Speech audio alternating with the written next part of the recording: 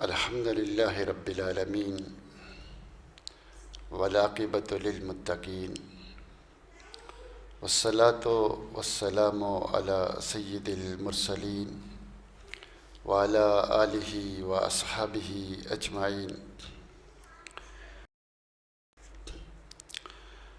الحمد للہ رب العالمین والعاقبۃ للمتقین والصلاۃ والسلام علی سید المرسلین وعلی آلہ واصحابہ اجمعین۔ اما بعد فاعوذ باللہ من الشیطان الرجیم۔ بسم اللہ الرحمن الرحیم۔ هو الذی ارسل رسولہ بالہدی ودین الحق لِيُظْهِرَهُ عَلَى الدِّينِ كُلِّهِ وَلَوْ كَرِهَ الْمُشْرِكُونَ۔ اللہ تعالیٰ کی حمد و ثنا اور رسول معظم صلی اللہ علیہ وآلہ وسلم پر درود و سلام کے بعد سب سے پہلے اللہ رب العزت سے دعا ہے کہ اللہ رب العزت مجھے صحیح کہنے کی توفیق دے،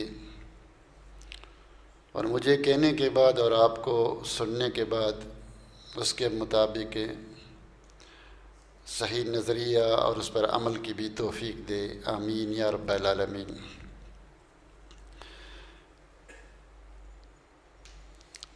میں آج آپ کے سامنے کربلا کے حوالے سے کچھ گفتگو آپ کے سامنے کروں گا۔ کربلا کا ایک ایسا موضوع ہے کہ یہ مسلمانوں کے درمیان بڑا ہی مختلفی ہے، خصوصاً سنیوں اور شیعوں کے درمیان یہ ایک بڑا مختلفی مسئلہ ہے۔ اور جب کوئی مسئلہ مختلفی ہو، جس میں اختلاف ہو، تو اس کا طریقہ کار یہ ہے کہ ہم قرآن و سنت کی طرف اس کا رجوع کرتے ہیں، اللہ اس کے رسول کی طرف اس کو پلٹاتے ہیں کہ صحیح کیا ہے، غلط کیا ہے، تاکہ ہمیں صحیح پتہ لگ سکے۔ تو اگر ہم کربلا کے مسئلے کو قرآن کی طرف لے کر جاتے ہیں تو قرآن میں اس کا کوئی تذکرہ نہیں ہے، اس لیے کہ یہ 61 ہجری کا واقعہ ہے۔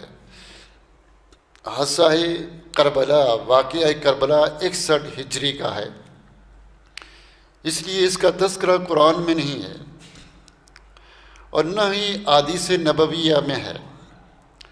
اللہ کے رسول صلی اللہ علیہ وسلم کی احادیث میں بھی نہیں ہے، نہ قولی حدیث میں، نہ فعلی حدیث میں، نہ تقریری حدیثوں میں، اس لیے کہ اللہ کے رسول صلی اللہ علیہ وسلم 10 ہجری کو فوت ہو گئے۔ ہاں، آپ صلی اللہ علیہ وسلم نے یہ ضرور بتلایا کہ حسین رضی اللہ تعالی عنہ شہید ہوں گے، اور وہ مٹی بھی آپ کو دکھائی، جبریل نے آ کر بتلایا۔ یہ تو حدیث میں موجود ہے، صحیح حدیث ہے کہ آپ شہید ہوں گے، لیکن آپ کو کون مارے گا، کہاں شہید ہوں گے، کیسے شہید ہوں گے، اس کی تفصیلات، اس کی کیفیات احادیث میں نہیں ہے۔ اور اسی طرح یہ مسئلہ صحابہ کے ہاں بھی نہیں ملتا، بلکہ یہ مسئلہ ہمیں تاریخ کی کتابوں میں ملتا ہے۔ اور مزے کی بات یہ ہے کہ تاریخ کی کتابیں پہلی صدی ہجری میں نہیں لکھی گئی، دوسری صدی ہجری میں بھی نہیں لکھی گئی، یعنی خیر القرون میں یہ کتابیں نہیں لکھی گئی۔ تاریخ کی کتابیں تیسری اور چوتھی صدی میں لکھی گئی۔ تو جب ہم واقعہ کربلا کو دیکھیں گے تو اس وقت ہم کو تاریخ کی کتابوں کی طرف رجوع کرنا پڑے گا۔ اور تاریخ کی کتابیں دو طرح کی ہیں، ایک متقدمین کی اور ایک متاخرین کی۔ متقدمین کی وہ کتابیں ہیں جو شروع میں یعنی تیسری اور چوتھی صدی میں لکھی گئی۔ متاخرین وہ کتابیں جو بعد میں لکھی گئیں اور بعد والے پہلے والوں سے نقل کرتے ہیں، چونکہ یہ اس زمانے میں موجود نہیں تھے، ان سے نقل کرتے ہیں۔ تفسیر ابن کثیر کے مصنف بدایہ و نہایہ جو تاریخ کی کتاب ہے اس کے مصنف ابن کثیر، اور تاریخ اسلام امام ذہبی کی، ابن خلدون تاریخ ابن خلدون، یہ ساری بعد کی کتابیں ہیں، یہ پہلی والی کتابوں سے نقل کرتے ہیں۔ کچھ کتابیں متقدمین کی ہیں، کچھ متاخرین کی۔ متقدمین کی 8 کتابیں ہیں جو تاریخ میں لکھی گئی ہیں، 8 کتابیں ہیں جو تیسری صدی میں اور چوتھی صدی میں لکھی گئی۔ ان 8 کتابوں میں سے کچھ کتابیں سنیوں کی ہیں اور کچھ غیر سنیوں کی ہیں۔ ان میں سے سنیوں کی پہلی کتاب کتاب البحر ابو جعفر محمد بن حبیب کی ہے، جو 245 ہجری میں فوت ہو جاتے ہیں۔ پہلی کتاب کون سی ہے؟ کتاب البحر، ابو جعفر محمد بن حبیب نے لکھی، جو 245 ہجری میں فوت ہو جاتے ہیں۔ دوسری کتاب کتاب المعارف ہے، جو مسلم بن قتیبہ نے لکھی، یہ 276 ہجری میں فوت ہو جاتے ہیں۔ یہ دونوں کتابیں سنیوں کی کتابیں ہیں، اور ان کے اندر اگر آپ واقعہ کربلا کو ڈھونڈیں گے، تلاش کریں گے، پڑھیں گے، تو آپ کو 4-5 سطروں سے زیادہ نہیں ملے گا۔ وہاں زیادہ تذکرے نہیں ہیں، سر کے تذکرے نہیں، پانیوں کے تذکرے نہیں ہیں، یہ مختلف کہانیاں موجود نہیں ہیں۔ اور اس کے بعد 5 کتابیں وہ ہیں جو شیعہ کی کتابیں ہیں مکمل طور پر۔ ان میں سے ایک کتاب کتاب الانساب الاشراف محمد بن یحییٰ بلازری کی، جو تاریخ بلازری کے نام سے مشہور ہے، جو 299 ہجری میں فوت ہو جاتے ہیں۔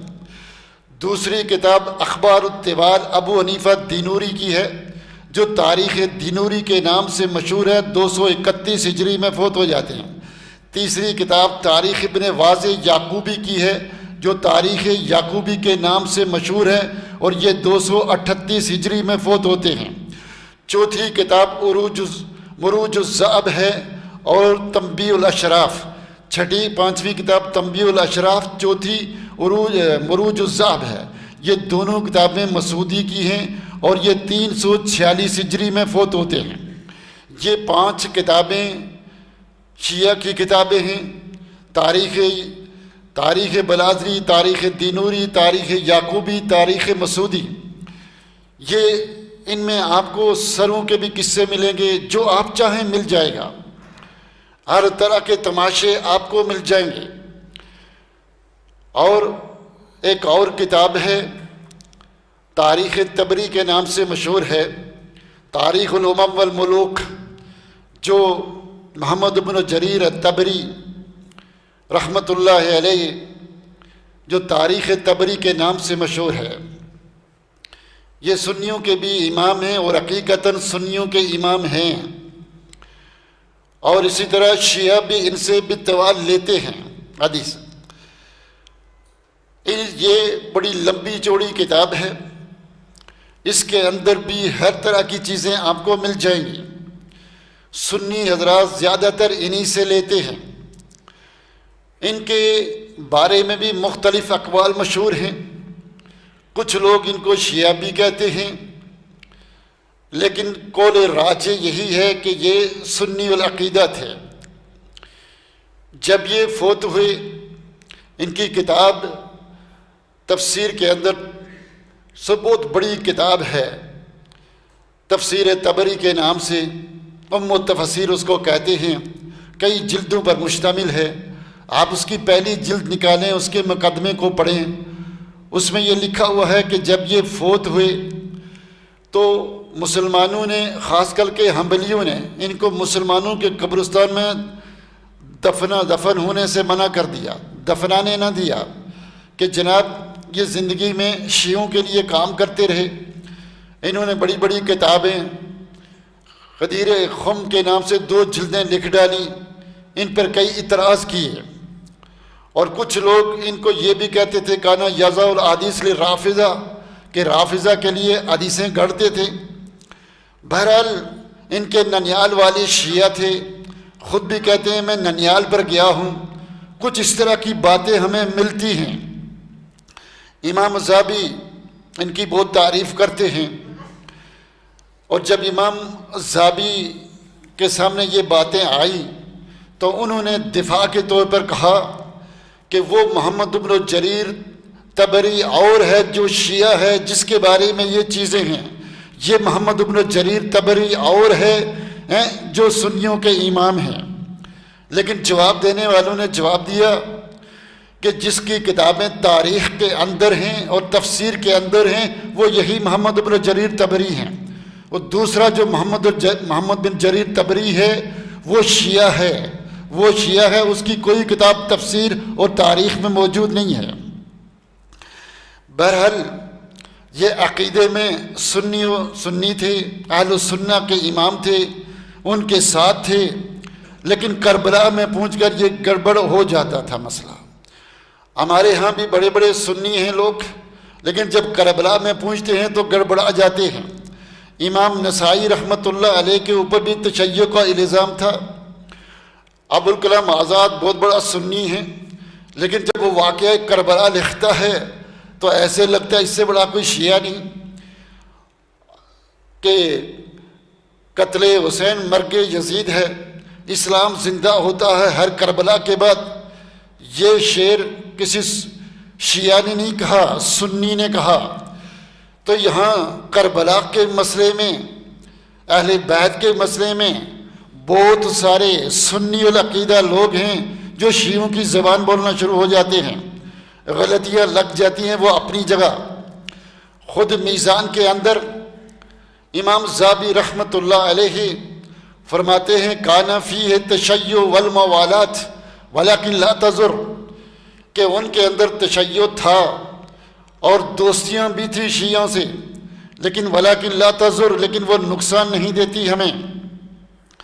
بہرحال جو بھی ہو، جیسا بھی ہو، اس ہر انسان سے غلطی ہو جاتی ہے، اجتہادی مسئلے بھی.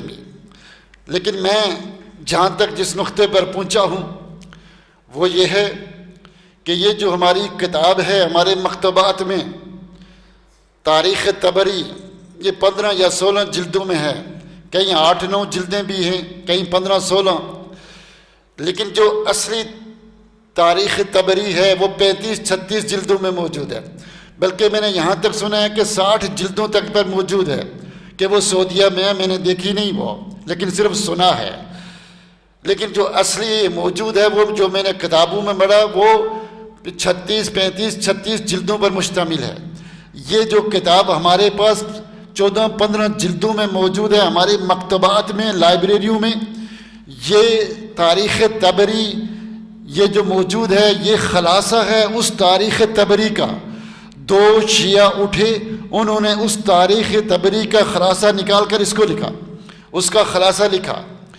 جب انہوں نے اس کو لکھا وہ دونوں شیعہ تھے، تو اس کے اندر انہوں نے جب بھی 12 اماموں کا نام آتا ہے، امام علی رضی اللہ تعالی عنہ کے بجائے علیہ السلام، وہ علی ہوں، حسن ہوں، حسین ہوں، زین العابدین ہوں، باقر ہوں، جعفر صادق ہوں، موسیٰ کاظم ہو، علی جواد ہوں، اور اسی طرح تقی ہو، نقی ہو، حسن عسکری ہو، اور کیا کہتے ہیں مہدی ہو، ان کے ساتھ علیہ الصلوۃ والسلام اور امام کا لقب، اور صحابہ کے ساتھ رضی اللہ تعالیٰ عنہ بھی بسا اوقات نہیں لکھتے، اور بعض جگہوں پر اس سے بھی بڑی بڑی باتیں لکھی.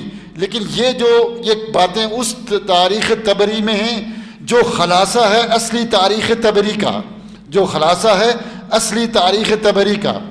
بہرحال ہمیں اس سے کوئی غرض نہیں کہ وہ کیا لکھتے ہیں یا کیا نہیں، لیکن سوال یہ پیدا ہوتا ہے کہ جناب کہ یہ واقعہ کب کا ہے؟ 61 ہجری کا. محمد بن جریر 224 میں پیدا ہوتے ہیں اور 310 میں فوت ہوتے ہیں۔ ذرا بات توجہ سے سننا، میں اپنی بات اصلی کروں گا، تفصیل کے ساتھ سمجھاؤں گا۔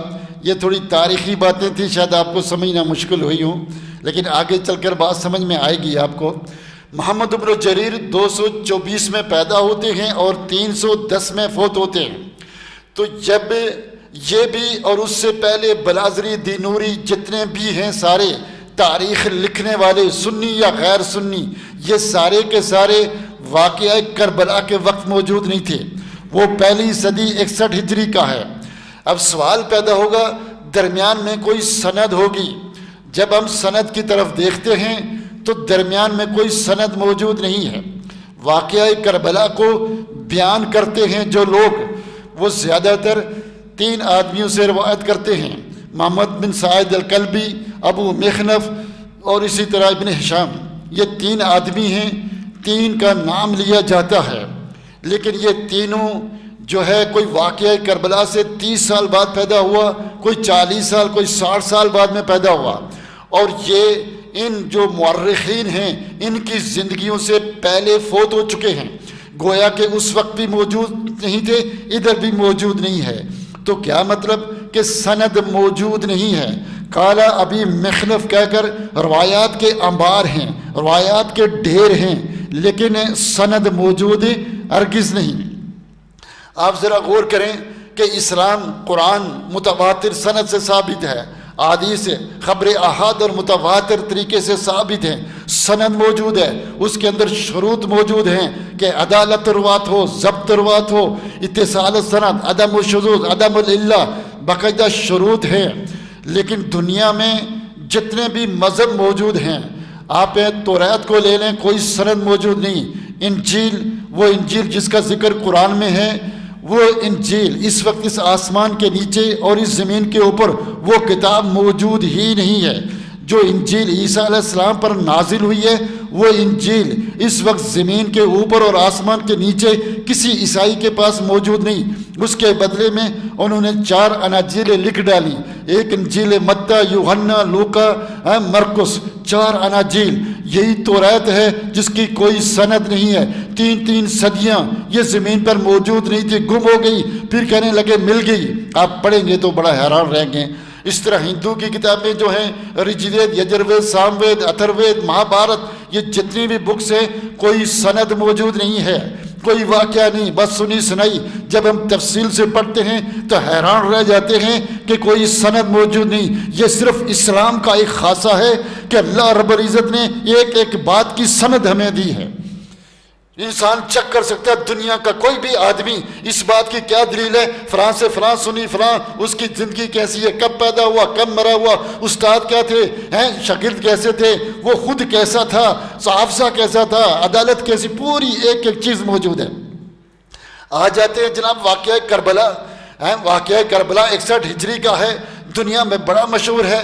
دیکھتے ہیں اس کی کوئی سند ہے، جناب سند موجود نہیں ہے۔ 3 راوی جو ہیں، وہ راوی کیا ہیں، ان کے بارے میں آپ کتب الجرح و تعدیل کھولیں، کتب الجرح و تعدیل کھولیں۔ جرح و تعدیل کی کچھ کتابیں ہوتی ہیں جس کے اندر یہ لکھا ہوتا ہے کہ یہ راوی ضعیف ہے، یہ ثقہ ہے، یہ اچھا ہے، یہ برا ہے، یہ عادل ہے، ضابط ہے۔ ان کو جب آپ کھولیں، میزان الاطاعت، تہذیب، تقریب، ان کو کھول کر دیکھیں گے تو وہاں پر ان کے نام ڈالیں اور کھولیں تو آپ کو نظر آئے گا سب ایک زبان سے کہتے ہیں انہم کذابون، یہ سارے کے سارے جھوٹے لوگ تھے۔ یہ تینوں کے تینے، یعنی کون لوگ؟ جو واقعہ کربلا کو بیان کرتے ہیں، یہ سارے کے سارے جھوٹے لوگ تھے۔ ابن تیمیہ رحمۃ اللہ علیہ نے منہاج السنہ کے اندر بڑی تفصیل سے ان کا ترجمہ ذکر کیا ہے، بڑی تفصیل کے ساتھ، اور لکھنے کے بعد لکھتے ہیں ہؤلاء معروفین بالکذب عند اہل العلم، اہل علم کے نزدیک یہ لوگ جھوٹے مشہور تھے، یعنی اہل علم کے ہاں یہ مشہور تھا کہ یہ لوگ جھوٹے ہیں، یہ جو واقعہ کربلا کی روایات کو بیان کرتے ہیں۔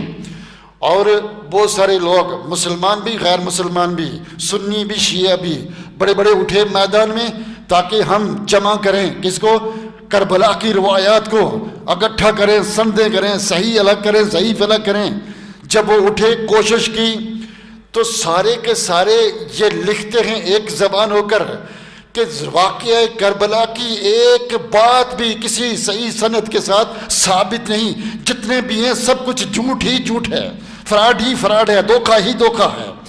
یہ کس مہینے میں ہوا، کس تاریخ میں ہوا، کس ہفتے میں ہوا، کس دن میں ہوا، یہ بھی ثابت نہیں ہے، یہ بھی ثابت نہیں ہے۔ اس لیے میرے بھائی، میرے دوست، واقعہ کربلا بیان کرنا اس طرح سے بیان کیا جاتا ہے کہ جیسے کہ کوئی ایک کمیٹری کر رہا ہے، وہ گیند لے کر دوڑا، اب آواز میں ہاتھ اوپر کیا، اب گیند پھینکی، اب اس نے چکا مار دیا، اب باؤنڈری لائن کراس ہو گئی۔ ایسے جیسے پوری کوئی فلم بن رہی ہے، پوری اس کی بن رہی ہے، ویڈیو بن رہی ہے، اس طرح سے بیان کرتے ہیں۔ ایک تیر آیا ادھر نکل گیا، اوپر سے آیا ادھر، اور روتے ہیں کہ حسین کو گرایا، سینے پر چڑھ پڑ کے بیٹھ گئے، نیزہ مارا، پھر رونا شروع ہو جاتے ہیں۔ ارے خدا اللہ کا بندو، غور کرو، سوچو، کیا یہ قصے جو تم گات گا کر لوگوں کو رلاتے ہو، بیان کرتے ہو، کیا یہ ثابت بھی ہیں؟ کیا قرآن سے تو موجود نہیں ہے، حدیث میں ان کا ذکر موجود نہیں ہے، خیر القرون میں یہ موجود نہیں تھے۔ خیر القرون میں یعنی صحابہ خلفائے راشدین کا زمانہ گزر گیا، بنو امیہ کا زمانہ گزر گیا، 132 میں ان کی حکومت ختم ہو جاتی ہے، پھر بنو العباس کا زمانہ آتا ہے۔ بنو العباس کے 3 زمانے ہیں، ایک سب سے بہترین، ایک متوسط اور ایک بدترین زمانہ۔ بدترین زمانہ سے مراد لوگ کہتے ہیں جب بنو بوائے آ گئے تھے میدان میں، اور جب فاطمی آ گئے تھے، اور اس وقت بدعات خرافات عام تھی۔ یہ لوگ بنو امیہ کے اتنے دشمن تھے، اس زمانے میں انہوں نے یہ تاریخیں لکھی، اتنی یہ تاریخ کی کتابیں لکھی۔ جو لوگ بنو امیہ کے، یہاں تک کتابوں میں لکھا ہوا ہے جب بنو امیہ کی حکومت ختم ہوئی تو اس وقت ان کا قتل عام ہوا، کوئی باکر اندرس پہنچے، جو بچ گئے ان کو مار دیا گیا۔ یہاں تک کہ وہ جب مر رہے تھے، ان کے 70 وہ قیدی تھے، جب وہ مر رہے تھے تو ان کے اوپر دسترخوان بچھا کر کھانا کھایا گیا۔ جب ان سے فارغ ہوئے تو جو مر گئے تھے ان کی ہڈیوں کو نکال کے جلایا گیا۔ ہشام بن عبد الملک کی جو قبر کو کھولا، کہتے ہیں اس کی قبر بالکل تر و تازہ تھی۔ فرمایا کیا کریں، اس کو بھی جلائیں یا نہ جلائیں؟ اختلاف ہوا، آخر میں یہی فیصلہ ہوگا اس کو بھی جلا دیں۔ جو لوگ اتنے دشمن تھے وہ بنو امیہ کے بارے میں کیا تاریخ لکھیں گے؟ میرے بھائی، میرے دوست، اصل میں مجھے نہیں پتا، یہ کتابیں باتیں جو بتا رہا ہوں یہ تاریخ میں لکھی ہوئی، صحیح غلط میرا رب جانتا ہے، مجھے نہیں معلوم، میں اس زمانے میں نہیں تھا، یہ تاریخ کی کتابوں میں لکھا ہوا، اس لیے آپ کے سامنے میں رکھ رہا ہوں۔ اب سوال یہ پیدا ہوتا ہے کہ جو لوگ بنو امیہ کے اتنے دشمن ہیں، صحابہ کے اتنے دشمن ہیں، وہ جب تاریخ لکھیں گے تو کیا لکھیں گے؟ اب ذرا آئیے غور سے سنیے گا۔ جو تاریخ یہ لکھتے ہیں، وہ تاریخ جو انہوں نے لکھی ہے، چاہے وہ سنی ہے یا غیر سنی ہے، وہ چاہے تاریخ طبری والے ہیں یا بلازری یا تینوری یا مسعودی یا یعقوبی، جو بھی ہے، جو جس نے تاریخ، پہلی بات وہ ثابت نہیں، لیکن جو موجود ہے ذرا اس کی طرف آتے ہیں۔ سب سے پہلے جب عثمان رضی اللہ تعالیٰ عنہ کو شہید کر دیا گیا، اس کو شہید کرنے والے کون تھے؟ وہ یہودی تھے، ابن سبا لوگ تھے، یا وہ مجوسی تھے؟ ان لوگوں نے، یہ جو 700 مصر سے آئے تھے، 700 بصرہ سے، 700 کوفہ سے آئے تھے، آپ کو شہید کر دیا گیا۔ اس کے بعد علی رضی اللہ تعالیٰ عنہ کی بیعت ہو گئی۔ اس کے بعد علی رضی اللہ تعالیٰ عنہ کے درمیان اور عائشہ صدیقہ جنگ جمل ہوئی، جس میں طلحہ و زبیر قتل ہو گئے۔ تھوڑا سا میرے ساتھ چلیے گا، میں اشارتاً بات کر رہا ہوں۔ اس کے بعد جنگ صفین ہوئی، معاویہ اور علی رضی اللہ تعالیٰ عنہ کے درمیان تاریخ کی کتابوں میں لکھا ہوا کہ 70-80 ہزار مسلمان کٹ گئے۔ اس کے اندر صحیح یا غلط میرا رب جانتا ہے، مجھے نہیں معلوم، کتابوں میں لکھا ہوا ہے۔ اس کے بعد مسئلہ تحکیم ہوا کہ ایک آدمی ادھر سے ایک آدمی ادھر سے، جنگ بند کر دی جائے، ابو موسیٰ اشعری اس طرف سے، عمرو بن العاص اس طرف سے، یہ جو فیصلہ کریں گے وہ منظور ہوا۔ تو ابو موسیٰ اشعری نے یہ فیصلہ کیا کہ دونوں کو معزول میں کرتا ہوں، مسلمان اپنا کسی تیسرے آدمی کو خلیفہ بنا لیں۔ اور اس کے بعد عمرو بن العاص آئے، انہوں نے کہا کہ ابو موسیٰ اشعری کے میں ساتھ ہوں، کس میں؟ علی رضی اللہ تعالیٰ عنہ کو معزول کرنے میں۔ جہاں تک معاویہ کا تعلق ہے، معاویہ تو خلیفہ نہیں تھا، ہم تو قصاص کے مدعی ہیں۔ تو لہٰذا اب میں ان کو خلیفہ بناتا ہوں، میں ان کو خلیفہ. اس پر اختلاف ہوا، اس فیصلے کو علی نے قبول نہ کیا. اس کے بعد معاویہ رضی اللہ تعالیٰ عنہ اپنے آپ کو خلیفہ کہتے تھے، اس سے پہلے خلیفہ نہیں کہتے تھے. پھر اس کے بعد کیا ہوا، خارجیوں کے ساتھ جنگ ہوئی، معرکہ ناروان ہوا، علی رضی اللہ تعالیٰ عنہ ان پر غالب ہوئے. پھر اس کے بعد آپس میں جنگیں شروع ہوئیں، کس کے؟ معاویہ اور علی رضی اللہ تعالیٰ عنہ کے درمیان. جنہوں نے تاریخ پڑھی ہے وہ سمجھتے ہوں گے، باقی ذرا میرے ساتھ چلیں، میں اپنی جگہ پر آتا ہوں. جب آپس میں جنگیں ہوئیں تو مسلمانوں کی خلافت کو 2 حصوں میں 40 ہجری میں تقسیم کیا گیا. مصر، شام، مغرب کے علاقے یہ معاویہ رضی اللہ تعالیٰ عنہ کو دیے گئے کہ آپ خلیفہ ہیں ان علاقوں کے. علی رضی اللہ تعالیٰ عنہ کو خراسان، کوفہ، بصرہ اور حجاز دیا گیا کہ آپ خلیفہ ہیں اس کے، لیکن آپس میں جنگ بند کر دی جائے. تو جنگ بند ہو گئی تو مسلمان مملکت کے 2 خلیفہ بنے، ایک معاویہ اور ایک علی رضی اللہ تعالیٰ عنہ. پھر علی رضی اللہ تعالیٰ عنہ کو خارجیوں نے شہید کر دیا. ان کی شہادت کے بعد ان کے بیٹے خلیفہ بنے. جب وہ بیٹے خلیفہ بنے تو معاویہ اور ان کے درمیان جنگ ہونے لگی. تو جنگ کے دوران کیا حسن رضی اللہ تعالیٰ ان کے ہاتھ میں بیٹھ گئے. اور پھر معاویہ رضی اللہ تعالیٰ عنہ نے حکومت کی 20 سال. اور پھر 20 سال میں مغیرہ بن شعبہ نے 51 یا 52 ہجری میں معاویہ رضی اللہ تعالیٰ عنہ کے پاس گئے اور جا کر انہیں کہا کہ آپ کی عمر زیادہ ہو چکی ہے، ہو سکتا ہے آپ فوت ہو جائیں، اور میں نہیں چاہتا کہ مسلمان دوبارہ آپس میں لڑیں، تلواریں کھینچیں. پہلے جنگ صفین میں، جنگ جمل میں بے شمار مسلمان کر چکے ہیں، اب اپنے بعد کسی کو خلیفہ بناؤ. انہوں نے کہا کہ میں عبداللہ ابن زبیر یا حسین رضی اللہ تعالیٰ عنہ 6 کا نام لیا ان میں سے کسی کو بناؤ. کہا نہیں، بلکہ اپنے بیٹے یزید کو بناؤ، کیونکہ میں نے دیکھا ہے یہ بہت بڑا مدبر ہے، بہت سمجھدار ہے، اس کو بناؤ. میں تجربہ کر چکا ہوں جنگوں کے اندر، فتوحات، اس کے کمال ذہانت کو دیکھ چکا ہوں. مغیرہ بن شعبہ صحابی رسول ہیں جن کو مدبر العرب کہتے ہیں. وہ معاویہ رضی اللہ تعالیٰ عنہ کے پاس گئے، کوفہ سے چل کر وہاں گئے اپنی آخری عمر میں کہ مسلمانوں میں دوبارہ اختلاف نہ ہو، اپنے بیٹے کو بناؤ. کہا پھر اس کا مشورہ کریں. میں لمبی بات نہیں کرتا ورنہ بڑی لمبی تفصیل ہے کہ مشورہ کیا جائے.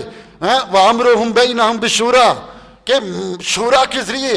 اور میں آپ کو یہ بتا دوں کہ جس طریقے سے معاویہ، جس طریقے سے یزید بن معاویہ کی بیعت ہوئی ہے، اس طریقے سے کسی اس سے پہلے کسی کی بیعت نہیں ہوئی. ابو بکر صدیق کی بیعت ہوئی، صرف کیا ہے ثقیفہ بنی سعدہ میں چند لوگوں نے بیعت کی تھی، بیعت عامہ بعد میں ہوئی. اس کے بعد عمر رضی اللہ تعالیٰ عنہ کے بارے میں کوئی شورا وورا لمبی نہیں تھی، ابو بکر صدیق نے خود ہی خلیفہ بنا دیا. اور پھر عمر رضی اللہ تعالیٰ عنہ نے 6 آدمیوں کو چنا، کہا ان میں سے کسی ایک کو چن لینا. عثمان کیسے خلیفہ بنے آپ کو پتا ہے، 6 آدمیوں میں سے ان کو چنا گیا. علی رضی اللہ تعالیٰ عنہ کو 2 آدمیوں نے خلیفہ بنایا، بے شمار لوگوں نے بیعت ہی نہیں کی. معاویہ رضی اللہ تعالیٰ عنہ کو کئی لوگوں نے بہت بعد میں جا کر خلیفہ بنایا. لیکن ایک یزید بن معاویہ ایسے شخص تھے، جب ان کا ولی العہد کی بیعت لی گئی، مسلمانوں میں سے کوئی مسلمان ایسا نہیں بچا تھا جس نے اس کی ولی العہد کی بیعت نہیں کی تھی. اور جب معاویہ رضی اللہ تعالیٰ عنہ فوت ہو گئے، ساری دنیا نے ان کی بیعت کی، صرف 2 آدمیوں نے، ایک حسین رضی اللہ تعالیٰ عنہ، ایک عبداللہ ابن زبیر. ایک حسین رضی اللہ تعالیٰ عنہ اور ایک عبداللہ ابن زبیر، ان 2 نے بیعت نہیں کی. کہتے ہیں جی بڑا ظلم ہو گیا ہے کہ باپ نے بیٹے کو خلیفہ بنا دیا. میرے بھائی، میرے دوست، کبھی ٹھنڈے دل سے سوچنا، قرآن کی الحمد سے لے کر والناس تک کون سی آیت میں لکھا ہوا ہے کہ باپ کے بعد بیٹا خلیفہ نہیں بن سکتا؟ ساری ذخیرہ حدیث میں سے، موطا امام مالک سے لے کر ابن ماجہ یا اس سے بھی بعد کتب حدیث، ذخیرہ حدیث سے ایک حدیث نکال کے دکھا دو جس میں یہ لکھا ہو کہ باپ کے بعد بیٹا خلیفہ نہیں بن سکتا. اگر بیٹا اہل ہے، خلافت کے اہل ہے، تو وہ خلیفہ بن سکتا ہے، بن سکتا ہے. حتیٰ کہ معاویہ رضی اللہ تعالیٰ عنہ کی دعا موجود ہے کہ وہ کہتے ہیں اے اللہ، اگر میں نے اس کو اس لیے اپنے بعد خلیفہ بنا رہا ہوں، ولی العہد بنا رہا ہوں، اس لیے بنا رہا ہوں کہ یہ میرا بیٹا ہے، مجھے محبت کی وجہ سے، اللہ تو اس بات کو کبھی پورا نہ ہونے دے، اس کو ختم کر دے، یہ کبھی خلیفہ نہ بنے. اور اگر اللہ میں اس لیے کو بنا رہا ہوں، اس لیے کہ مجلس شورا کے لوگ کہتے ہیں اور یہ اس کا مستحق ہے، اس کا اہل ہے، تو اللہ تو میری مدد کر. پھر بیٹے سے پوچھا گیا کہ بیٹا اگر تمہیں خلافت ملے تو کیسے حکومت کرو گے؟ کہا میں ایسے کروں گا جیسے عمر بن خطاب نے کی، جیسے عمر بن خطاب نے کی۔ کہا میں عثمان کے راستے پر چل نہیں سکا، تم عمر رضی اللہ تعالیٰ عنہ کے طریقے پر چلو گے، اللہ تمہیں توفیق دے۔ اس کے اندر صلاحیتیں تھیں یزید بن معاویہ کے اندر۔ کاش ہم پڑھیں، کاش ہم دیکھیں، کاش ہم سوچیں۔ آج ہم وہی کر رہے ہیں جو ساری دنیا کر رہی ہے۔ ساری دنیا، یہود و نصارہ متفق تھے کس بات پر؟ کہ عیسیٰ علیہ السلام کو پھانسی ہو گئی۔ یہی کہتے تھے نا، پھانسی، اتفاق کہ پھانسی، قبر میں چلے گئے۔ عیسائیوں نے کہا قبر سے نکل کر آسمان پہ چلے گئے، وہ کہتے ہیں جناب یہ ملعون تھا اس لیے اس کو پھانسی دی گئی، نعوذ باللہ۔ لیکن قرآن آیا، عیسیٰ علیہ السلام کی شخصیت کو واضح کیا کہ عیسیٰ علیہ السلام کی شخصیت کیا ہے۔ اولو العزم میں رسل ہے، وما صلبوہ وما قتلوہ، کہ ان کو پھانسی نہیں ہوئی، قتل نہیں ہوئے، بل رفع اللہ علیہ۔ اس لیے میرے بھائیوں، وہ ساری دنیا یہ رونا رو رہی ہے، پیٹ رہی ہے، حقیقت میں ایسا نہیں ہے۔ وہ شخص اس قابل تھا۔ بہرحال جب حسین رضی اللہ تعالی عنہ کے پاس بیعت کے لیے گئے، انہوں نے کہا میں صبح تک مجھے ٹائم دیں، میں صبح علی الاعلان بیعت کروں گا۔ پھر راتوں رات وہ مکہ چلے آئے۔ مکہ آئے، کسی نے انہیں نہیں کہا بیعت کریں۔ مسلمان بڑا ان کے احترام کرتے تھے، اتنا احترام کرتے تھے کہ جب طواف کے لیے آتے تو راستہ صاف کر دیتے، یعنی بیت اللہ کو خالی کر دیتے کہ نبی صلی اللہ علیہ وسلم کا نواسہ آیا ہے، اتنا احترام کرتے۔ بہرحال کوفیوں کو جب پتہ چلا، یہاں سے بات شروع کرنے لگے، کوفیوں کو جب پتہ چلا کہ حسین رضی اللہ تعالیٰ عنہ نے بیعت نہیں کی، انہوں نے کہا بڑا زبردست جناب موقع مل گیا۔ انہوں نے خط پہ خط، خط پہ خط، خط پہ خط، خط پہ خط حسین رضی اللہ تعالیٰ عنہ کا لکھ رہے ہیں۔ اگر صرف خطوں پہ بات کروں آدھا گھنٹہ میرا اور لگ جائے گا۔ وہ پڑھتے رہے، جاتے رہے، جائیں۔ پھر مسلم بن عقیل کو بھیجا، جا کے پتہ کر کے آؤ۔ پھر نکلے، راستے میں پتہ چلا مسلم بن عقیل قتل ہو گئے۔ کہا واپس چلتے ہیں، کہا نہیں قصاص کے طور پر چلے، قصاص لیں، وہ قتل ہو گئے، نہ حق ہے۔ قصاص کے لیے گئے، وہاں خلافت لینے نہیں گئے تھے، قصاص کے لیے گئے۔ پہلے ان کو دھوکہ دیا گیا کہ آئیے ہم خلافت کے، آپ زیادہ مستحق ہیں۔ آدم علیہ السلام سے بھی غلطی ہو گئی، شیطان نے ورغلایا، جنت کا پھل کھا لیا، پھر توبہ کر لی۔ حسین رضی اللہ تعالیٰ عنہ بھی انسان تھے، غلطی ان سے ہو گئی، چلے گئے، بعد میں توبہ کر لی جب وہاں پہنچے۔ جب وہاں پہنچتے ہیں دیکھتے ہیں وہی کوفے والے، ذرا بات اب غور سے سننا، وہی کوفے والے کیا کرتے ہیں جو کہہ رہے تھے جناب آؤ ہم آپ کو خلیفہ بنا رہے ہیں، بیعت کر رہے ہیں، وہی تلواریں لے کر کھڑے تھے۔ کہا تم میرے خلاف کیوں کھڑے ہو؟ تم نے تو مجھے بلایا، یہ خطوط، یہ خطوط، یہ خطوط۔ کہنے لگے نہیں جناب، ہم نے نہیں لکھے خط، انکار۔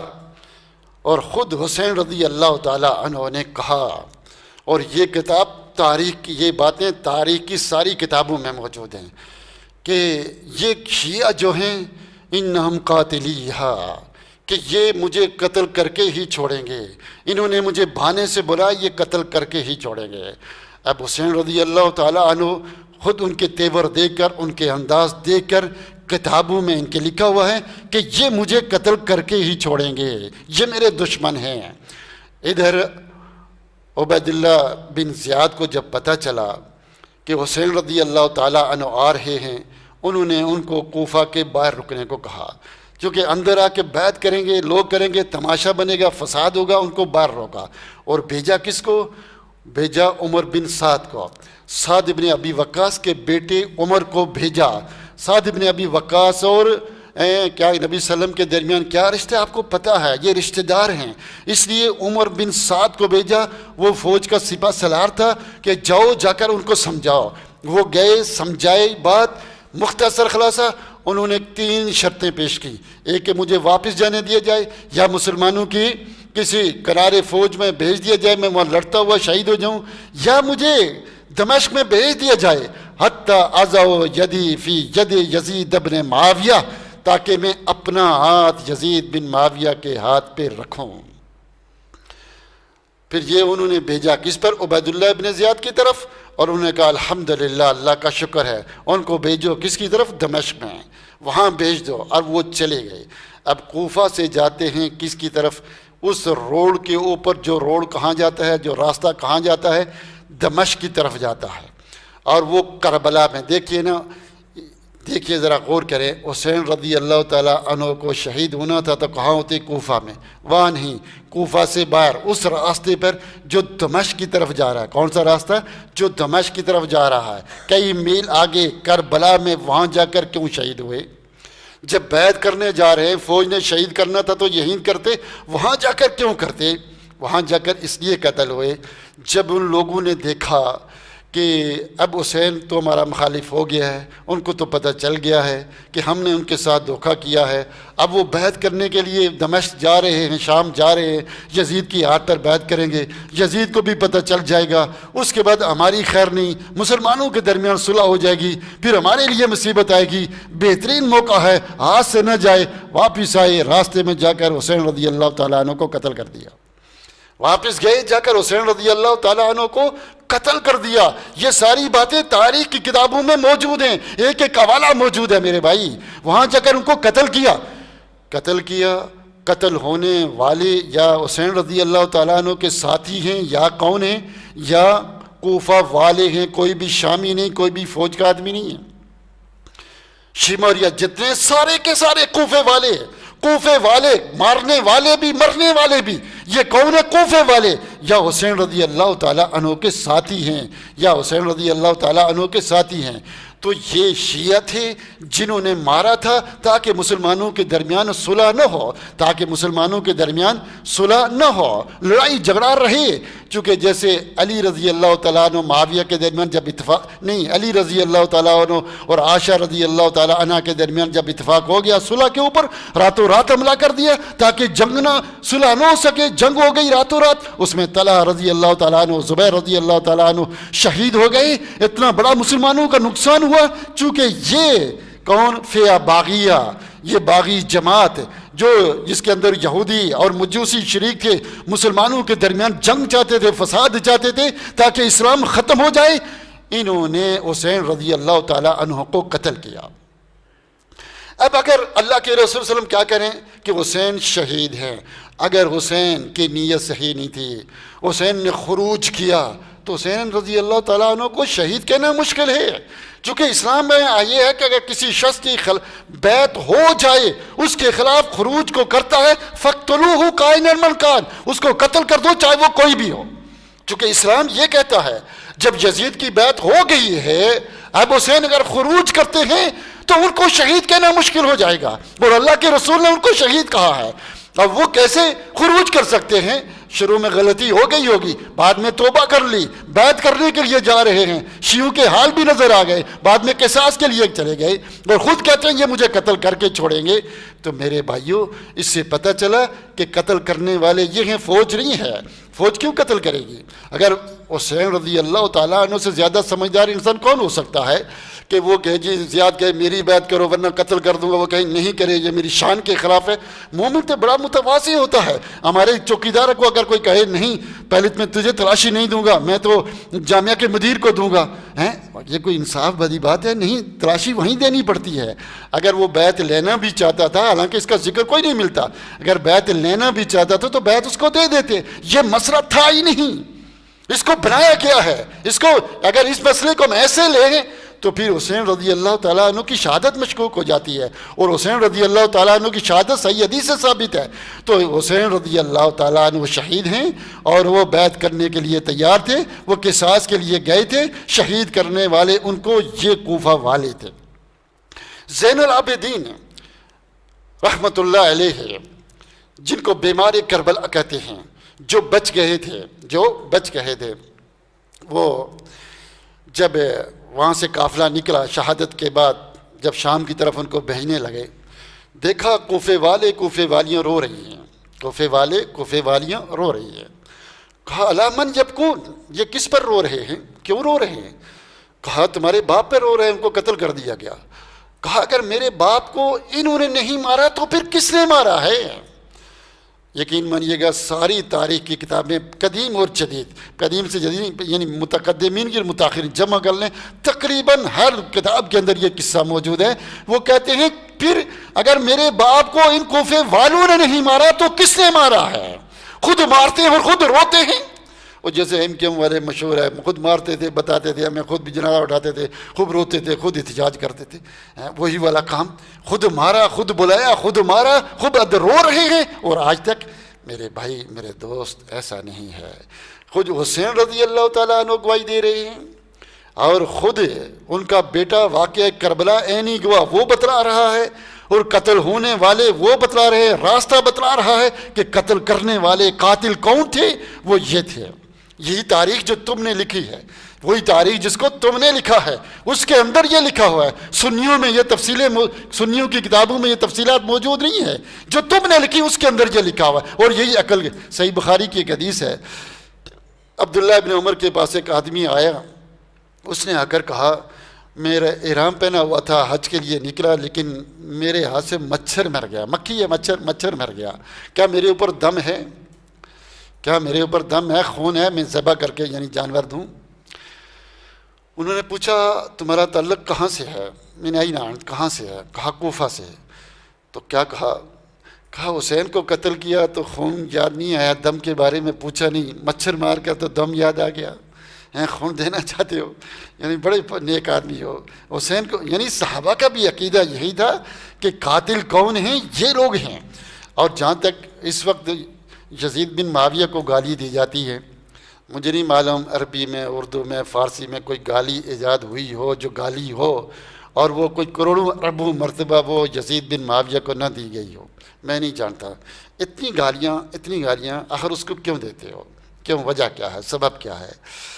کہتے ہیں جی، اکثر عامت الناس سے پوچھو، کہتے ہیں جی وہ حسین کا قاتل ہے۔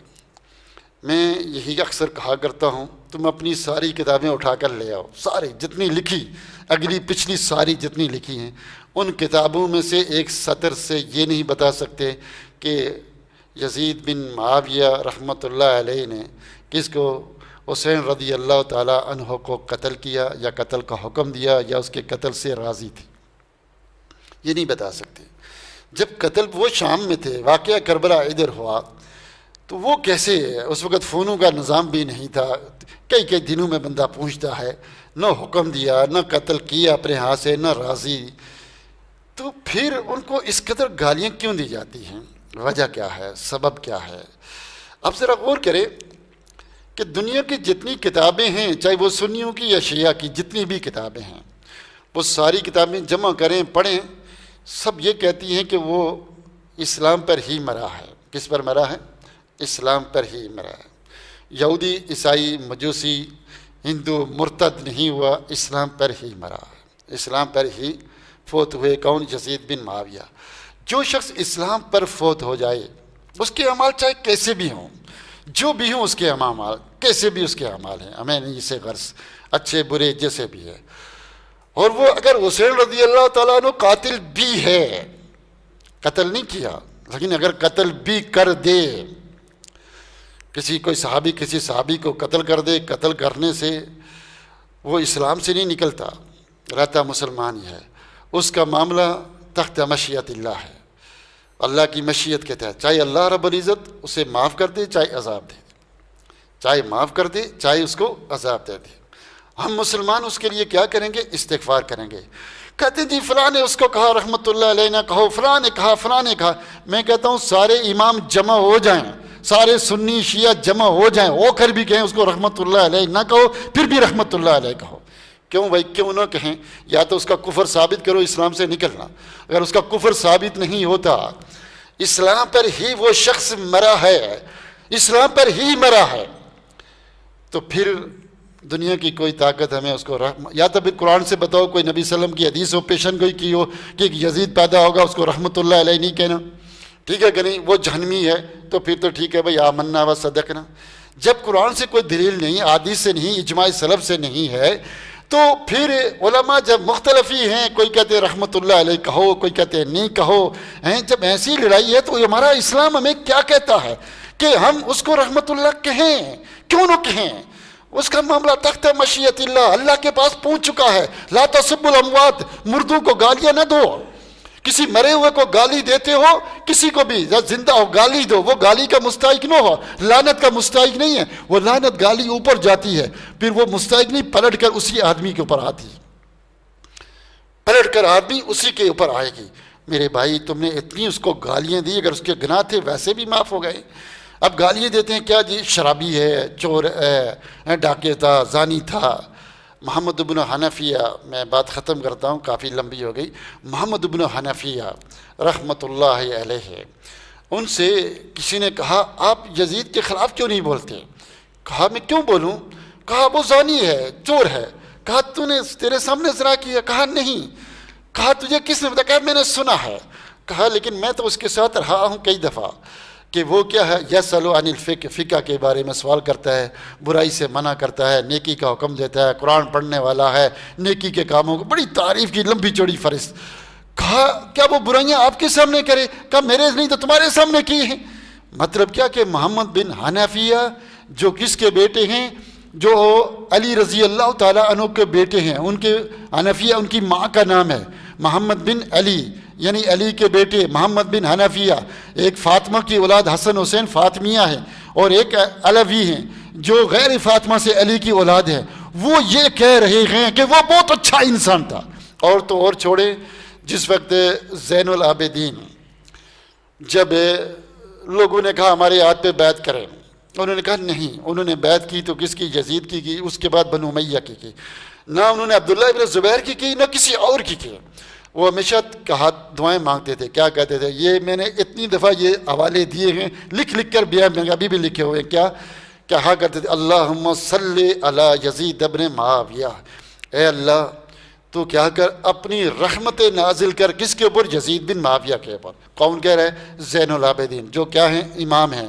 امام وہ ہے جو نبی سے افضل ہے ان کے ہاں، جو غلطی نہیں کر سکتا، جو غلطی نہیں کر سکتا۔ وہ امام دعائیں کر رہا ہے کس کے اوپر؟ یزید بن معاویہ کے اوپر، اور تم اس کو گالیاں دے رہے ہو، تم اس کو گالیاں دے رہے۔ کہنے کا مقصد یہ ہے کہ آج لوگ گالیاں دیتے ہیں۔ حدیث ہے نا کہ اول جیش یغزون علی مدینۃ قیصر مغفورون، صحیح بخاری کی حدیث، پہلا لشکر جو قسطنطنیہ پر حملہ کرے گا وہ کیا ہے؟ وہ بخشایا ہوگا۔ اس میں عبداللہ ابن عمر تھے، حسن حسین تھے، ابو ایوب انصاری تھے، بڑے بڑے کبار صحابہ۔ اس لشکر کی قیادت کس نے کی؟ یزید بن معاویہ میں۔ اب اس مسئلے میں اتنی کتابیں لکھی گئی، اتنا لکھا گیا کہ نہیں وہ پہلے لشکر میں نہیں تھا، مسئلہ تھا کہ اس کو وہاں سے نکالنا ہے، اس حدیث سے ہٹانا ہے تاکہ وہ کہیں جنتی نہ بن جائے، اس لیے لکھ کر سنی کیا غیر سنی خوب لکھے۔ ایک آدمی کو میں نے فون کیا، ان کی کتاب میں نے پڑھی، اس کے اندر انہوں نے ثابت کیا کہ وہ چیز چوتھے لشکر میں گیا تھا۔ دوسرے کے بھی احتمال ہیں، اور چوتھے میں صحیح ثابت ہوتا ہے کہ وہ چوتھے میں گیا تھا، وہ پہلا لشکر نہیں تھا جس میں یزید بن معاویہ روم پہ گیا تھا جہاد کرنے۔ تو پھر وہ لکھتے ہیں کہ اس کو رحمۃ اللہ علیہ نہیں کہنا چاہیے۔ تو میں نے ان کو فون کیا، میں نے کہا آپ نے اپنی کتاب میں یہ ثابت کیا ہے کہ وہ جہاد کرنے کے لیے رومیوں کے خلاف قسطنطنیہ گیا، تو پھر اس کام کی وجہ سے اس کو رحمۃ اللہ نہیں کہنا چاہیے؟ جو جہاد کرنے رومیوں کے خلاف جائے، وہاں لڑنے جائے، تو آپ نے پوری کتاب لکھ ڈالی کہ اس کو رحمۃ اللہ علیہ نہیں کہنا چاہیے۔ آخر کیوں نہ کہیں رحمۃ اللہ؟ چلو یہی مان لیا چوتھے میں گیا تھا، دوسرے میں جو تم کہو وہی مان لیتے، لیکن یہ بتاؤ کہ رحمۃ اللہ نہ کہیں، اس کی کیا وجہ ہے؟ حدیث کے مطابق تو وہ جنتی ہے، حدیث کے مطابق تو وہ جنتی ہے، تم نہیں مانتے نہ مانو، لیکن اس کی کیا دلیل ہے کہ وہ جہنمی ہے؟ کہ جی اس نے فلاں گناہ کیا۔ وہ دنیا میں بڑے گناہ جتنے بھی گناہ ہوں، ہم اس کے اہل السنہ کا کیا طریقہ ہے؟ جو جنتی ہے ہم اس کو کہتے ہیں یہ جنتی ہے۔ کون جنتی؟ جس کو اللہ اس کے رسول نے کہا، رسول نے کہا وہ جہنمی، وہ جنتی۔ اس کے بعد ہم چاہے وہ کتنے اچھے طریقے سے بیت اللہ کا طواف کرتے ہوئے مرا، ہم لکھ کر نہیں دے سکتے یہ جنتی ہے، یہ جہنمی ہے۔ ہم غلبت الزمان اس کے لیے دعا کریں گے، یہ اچھی موت مرا، کلمہ پڑھتے ہوئے مرا، ایسے مرا، ہم اچھا گمان رکھتے ہیں کہ یہ جنتی ہے، میرے بھائی۔ لیکن دو ٹوک کرنا یہ جنتی یہ جہنمی، نہیں، یہ اہل السنہ کا طریقہ نہیں ہے۔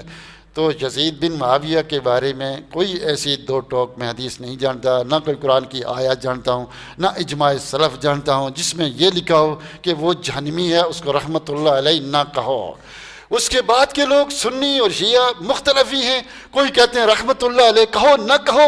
میں نے ایک ہیڈ لائن دی، موٹی موٹی بات، میری آدھا گھنٹہ گفتگو کرنے کا ارادہ تھا، ابھی بھی گھنٹہ تقریباً 10 منٹ کم گھنٹہ ہونے والا، 1:15 بجے شروع کی تھی، 1:05 ہو گئے۔ یہ ایک میں نے آپ کو ہیڈ لائن دی ہے، ہیڈ لائن کے طور پر گفتگو، ایک عقیدے کے طور پر میں نے ایک نظریے کے طور پر آپ کے سامنے ایک نقشہ بچھایا، ورنہ اس کے اوپر آپ 4-5 جمعے پڑھا سکتے ہیں، 4-5 جمعے اس کے اوپر میں نے پڑھائے ہیں اور اس پہ پڑھا سکتے ہیں تفصیل کے ساتھ۔ تو اس لیے میرے بھائی، میرے دوست، واقعہ کربلا اصل میں غم کو دیکھنا ہے نا، غم بھائی رونے کی کون سی بات؟ حسین رضی اللہ تعالیٰ عنہ شہید ہوئے، یہ خوشی کی بات ہے۔ خالد بن ولید سے کہا گیا کہ ہم آئے، ہمارا لشکر بہت ہے، تمہیں مار دیں گے۔ اس نے کہا ہم مرنے کے لیے تو آئے ہیں، ہم تو مرنے کے لیے آئے، جینے کے لیے تو ہم جنگ میں جب جاتے ہیں تو ہماری دعائیں کرتے ہیں اللہ کرے ہم اس جنگ میں مر جائیں، شہادت مل جائے، اللہ مرزقنی شہادت فی سبیلک۔ حسین رضی اللہ تعالیٰ عنہ کو شہادت مل گئی، اس سے بڑی خوشی کی کیا بات ہے؟ اس میں رونے والی کون سی بات ہے؟ حمزہ رضی اللہ تعالیٰ عنہ شہید ہوئے، نبی صلی اللہ علیہ وسلم کے چچا، اور بچپنے کا یارانہ، بچپنے کی دوستی، دور شریک بھائی، اور نبی صلی اللہ علیہ وسلم کے سامنے کٹے، جنگ احد میں کیسے کٹے؟ آپ کو جب آپ فوت ہو گئے تو آپ کا مسرہ کیا گیا، آپ کی زبان، آپ کے ہاتھ، جیسے ملتا ہے روایت میں، آپ کا سینہ چاک کیا گیا، حتیٰ کہ کلیجہ نکال کر چھپایا گیا، کٹی پھٹی لاش، اتنے ظلم کے ساتھ آپ کو مارا گیا۔ شہید سید الشہداء حمزہ ورجل الذی قام امام سلطان جاہر امرہ ونہاہ فقتلہ۔ میرے بھائی وہ سید الشہداء بن گئے شہید ہونے کی وجہ سے، تو بڑا اونچا مقام ہے، اس میں اتنی صدیاں رونے پیٹنے فساد کرنے کی ضرورت کیا ہے؟ ہمیں تو خوشی، اس لیے متقدمین اس مسئلے کو لیتے ہی نہیں تھے، کچھ لکھا ہی نہیں اس کے اوپر۔ یہ تو ایک سیاسی طور پر بنا کر چڑھا کر جیسے تھوڑے عرصے میں عید میلاد النبی بھی اتنی کتابیں آ جائیں گی کہ آپ کو سچ اور جھوٹ میں الگ، کسی کے سامنے بات کرتا ہوں کہتے ہیں واقعی کربلا کی کوئی روایت ثابت نہیں، وہ حیران ہوتے ہیں، حقیقت کچھ بھی ثابت نہیں ہے، سب ڈرامہ ہے، اسلام اس کی اجازت ہی نہیں دیتا۔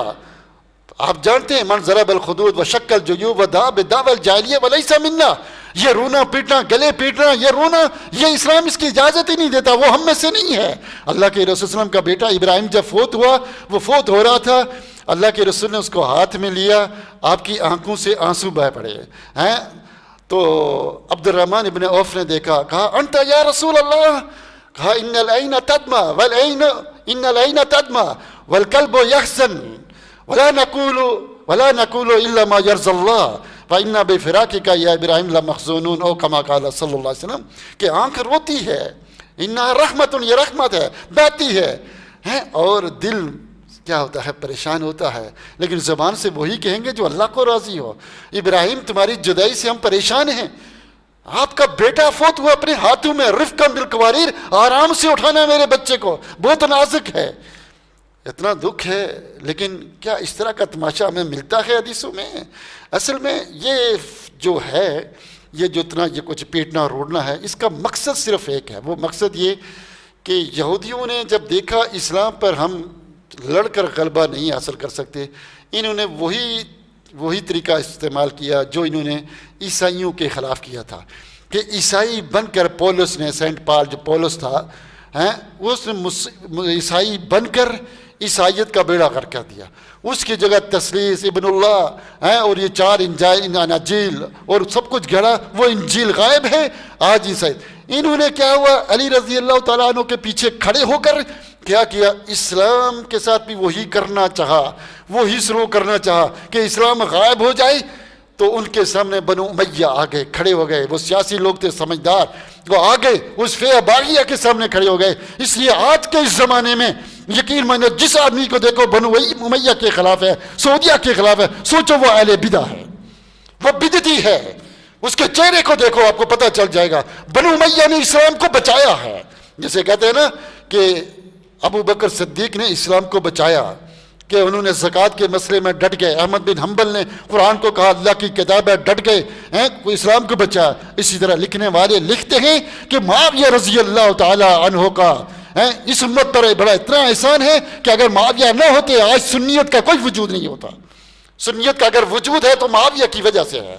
تو اس لیے میرے بھائیوں، میرے دوستوں، کہ مسلمانوں کے درمیان فساد، ان کو یہ عزت، یہ اسلام کی جو عزت ملی یہ نہ رہے، آپس میں لڑتے رہیں، جھگڑتے رہیں.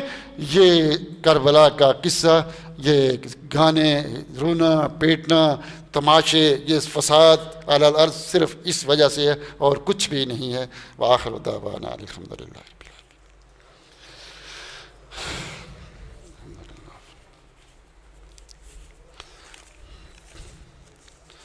کسی کو کوئی سوال وغیرہ ہو تو پوچھ سکتا ہے وہ.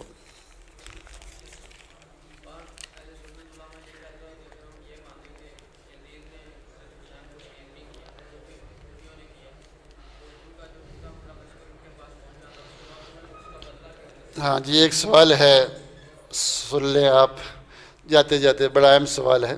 وہ سوال یہ ہے، یہ کہتے ہیں کہ واقعی اگر یزید مخلص تھا تو جب وہ لشکر وہاں پہنچا، جو بچے ہیں تو یزید کے پاس پہنچے، تو یزید نے ان لوگوں کو قتل کیوں نہیں کیا جنہوں نے حسین رضی اللہ تعالیٰ عنہ کو قتل کیا تھا؟ یہی سوال ہے. یعنی یزید اس وقت کیا تھا؟ خلیفہ تھا، سپہ سالار، ساری فوجیں اس کے نیچے تھیں. اس نے ان لوگوں کو قتل کیوں نہیں کرایا؟ کن لوگوں کو؟ جنہوں نے حسین رضی اللہ تعالیٰ عنہ کو قتل کرایا. میں آپ کو سیدھا سا جواب دیتا ہوں، بڑے آرام سے سمجھ میں آئے گا. وہ یہ، پہلی بات یہ کہ قتل ہی شیعوں نے کیا، ان میں سے اکثر قتل ہو گئے.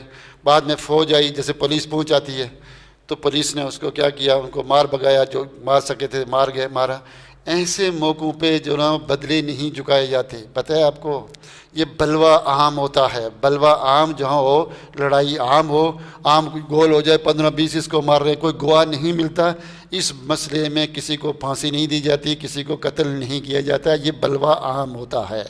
اور ویسے ہی شیعوں نے قتل کیا تھا، اور کوئی پتہ نہیں تھا کس نے قتل کیا. بے شمار قتل ان کے ہو چکے تھے، بے شمار ان کے بھی قتل ہو چکے تھے. کوئی فوج نے پہنچ کر مارے تھے، کوئی انہوں نے مارے تھے، اور عام آدمی کا پتہ نہیں تھا کہ کس نے قتل کیا، کس نے قتل کیا، یہ پتہ نہیں. بے نظیر کے زور میں اس کا بھائی مر گیا، بلوہ عام میں، اس کا بدلہ نہیں لے سکے. اس کو چھوڑیں. عثمان رضی اللہ تعالیٰ عنہ شہید ہوئے. علی رضی اللہ تعالیٰ عنہ کی فوج میں وہ لوگ موجود تھے. کیا کہتے تھے؟ نحن قتلنا عثمان، ہم نے عثمان کو قتل کیا، ایسے کہتے تھے. علی رضی اللہ تعالیٰ نے ان کو کیوں نہیں قتل کیا؟ وہ جو آیا تھا طلحہ کا سر لے کر، طلحہ کا یا زبیر کا سر لے کر، کہ میں تمہیں خوشخبری دیتا ہوں، میں نے طلحہ کو قتل کیا. کہا انا ابشرک بالنار، میں تمہیں جہنم کی خوشخبری دیتا ہوں. علی نے اسے کیا کہا کہ میں نے اللہ کے رسول کو دیکھا کہ ان کے چہروں کو دیکھ کر وہ خوش ہوتے تھے جن کو تم قتل کر کے لائے ہو، طلحہ و زبیر کی سر کو لے کر آئے ہو. تو وہ عشرہ مبشرہ میں تھے. علی رضی اللہ تعالیٰ نے ان کے قاتلوں کو قتل کیوں نہیں کیا؟ عثمان رضی اللہ قتل کیوں نہیں کیا؟ ایسے موقعوں پر قتل نہیں ہوتے، یہ نہیں ہوتے. یہ ایک سوچ کر الزامی جواب آخر میں زور لگا کے پیٹ سے یہ نکالا ہے، جس کا کوئی علاج نہیں ہوتا ہے. ایسے قصوں میں کوئی قتل نہیں ہوتا. ہاں، کسی اور کو کوئی اعتراض ہو؟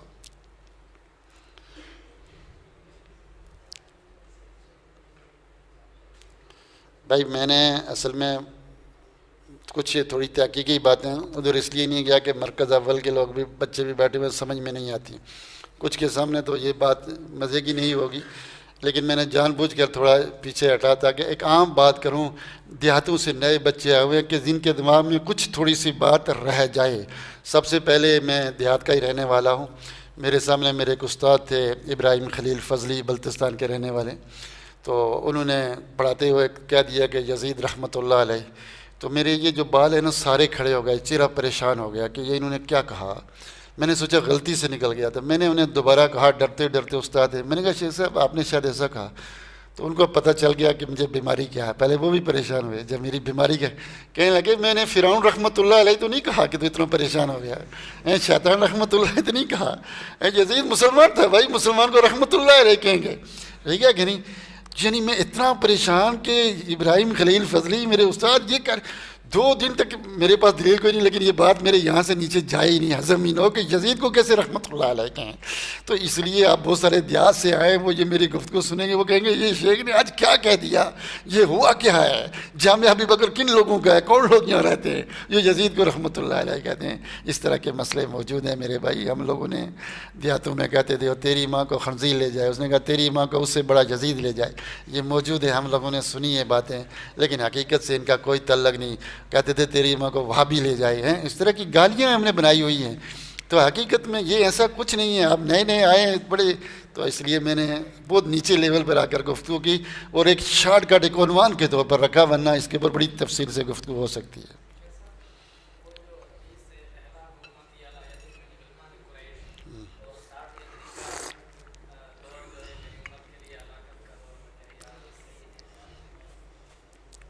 جی کیا ہوا، اصل میں آپ ایک مجلس رکھ لیں، میرے پاس وہ حدیث ہے، میں وہ مجلس کرنا بھی چاہتا ہوں۔ اس بھائی نے یہ کیا نام ہے، جیلمی، مرزا جیلمی، کیا نام ہے اس کا پورا، انجینئر، ہاں کیا یار، انجینئر محمد علی مرزا ہے، تو